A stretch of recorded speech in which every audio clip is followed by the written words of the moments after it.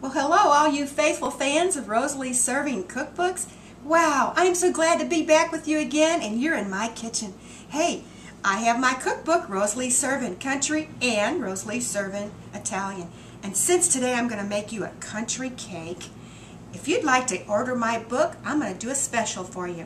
They're usually $25 each. I'm going to do two for $45, and the shipping's free. All right, so look me up and order some books. Okay, today we're going to do a great fresh apple cake with a surprise streusel filling of cinnamon and sugar and walnuts. Okay, so we're going to get started here. We have 3 cups of our Granny Smith apples. And if you don't have Granny Smith and you've got a tree like I do and they're pretty sturdy, you can use these red Jonathans.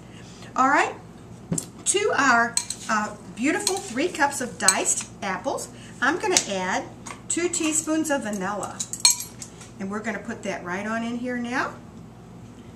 And we're going to add to that 2 teaspoons of our cinnamon. And we're just going to mix that all in there together. Next, we're going to get our flour ready. And we have in here 3 cups of all-purpose flour. We're going to add to that a teaspoon of our baking soda, a teaspoon of our baking powder, and a half a teaspoon of salt. Y'all get that? All right, just mix that right in there with your flour. And now, we're going to go ahead and make our streusel. So this is a cup of chopped walnuts, and I have toasted them in the oven for like 8 to 10 minutes, about 300 degrees, just to get them real aromatic, and also they do so much better if they're toasted. It's really good taste. Now, don't flip out on me, guys, but I'm going to use 5 teaspoons of cinnamon. Oh my gosh, if you could smell that, it smells so good. And 3/4 cups of sugar. Just mix that in, and that's going to be our filling for inside of the cake. We'll just set that over here for now. Now we're going to go ahead and we're going to beat our 3 eggs. We're going to use our mixer for this. Let's go ahead and beat your 3 eggs. 2 cups of sugar. Put that right in there together. And 1 1/4 cups of, and I use mild olive oil. You all know that. I've always told you I love olive oil in my cakes. So good. I'm not talking about the extra virgin, but just that Bertolio Classical Mild, 100% pure, really great. Okay, we're going to go ahead and lock up our KitchenAid here, and we're going to beat the sugar and the eggs together and the oil till it's nice and frothy. And you can see how that's going in really good together. When it gets real frothy like that, now we're going to add our flour. Okay, so we're going to lean back a little bit, and we're going to add our flour that we've mixed about a half at a time here. Just put that flour right in there, like so, and continue. We're going to go a little slow so we don't have flour all over the kitchen, and then you can pick it up. And you can use your spatula over here and just scrape down in just a second. But that's going together really good. Give it a little bit up on the speed. Okay, take that back and let's put in the rest of our flour. We're going to have a great batter right here. Really great. Okay? And lock her up again and go back slowly until we get a nice smooth batter. And then we're going to get ready to put this in our bundt cake and bake it 325 degrees for an hour and a half. Okay, we're slowing up just a little bit. And so now we're going to scrape this down and we're going to add our apples to it. So we'll be back in just a second. Okay, well, we're back, guys. And you know, that batter was so stiff. Wow, I just had to do something with that. So I put another egg in there. So write down 4 eggs and a half a cup of sour cream. That always makes a cake good. You know, I am kind of experimenting on you guys today, but you're going to love this cake. All right, so now we're going to go ahead and fold in the apples. Remember, we had the 2 teaspoons of vanilla, 2 teaspoons of our cinnamon with the 3 cups of the diced Granny Smith apples. Okay, so we're going to go ahead and just now go ahead and fold those in like so until it's just really folded in good together. And if you want to, this is strictly optional, you can add a 1/2 cup of raisins or a 1/3 cup. I'm going to go ahead and put in a 1/2 cup because I just want this to be a fall, wonderful, fresh apple cake. Always like a little raisins with my streusel. All right, here's your nice big bundt pan. You notice how nice and big and heavy that is? I'm going to spray that with my Pam spray. Spray it all around real good. Okay, and now here's our streusel trick. We're going to go ahead and put in our batter, and we're going to mix it all around here, as you can see.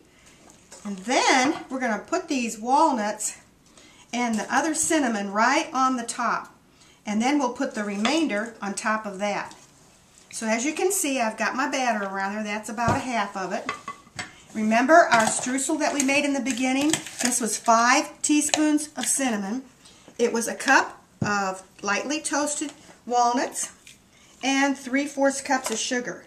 Now we layer that right in and around this cake, just like so, and just kind of work that in just a little bit. All right, now we're going to add the remainder of our batter. We're going to just set that right on the top of the streusel. This has got to be so good, guys. Okay, and you want to get right down there in the bottom too, to be sure to get all your nice batter out of there. Okay, and then we're going to bake this for an hour and a half about. I'll let you know if it's a little bit sooner, but usually these cakes you want them to go slow so they don't burn on the top, and a nice slow long oven will do a really good job. If you see that it is burning a little bit on the top, just put a little bit of foil on there and it will keep it from burning. Okay, so now there's your batter, and you can see how that's nicely put in there. And here's your wonderful streusel with all the cinnamon. You want to put that really heavy right around the top. Some of this will go into your cake, but a lot of it will stay right on the top. And then we can put a nice glaze.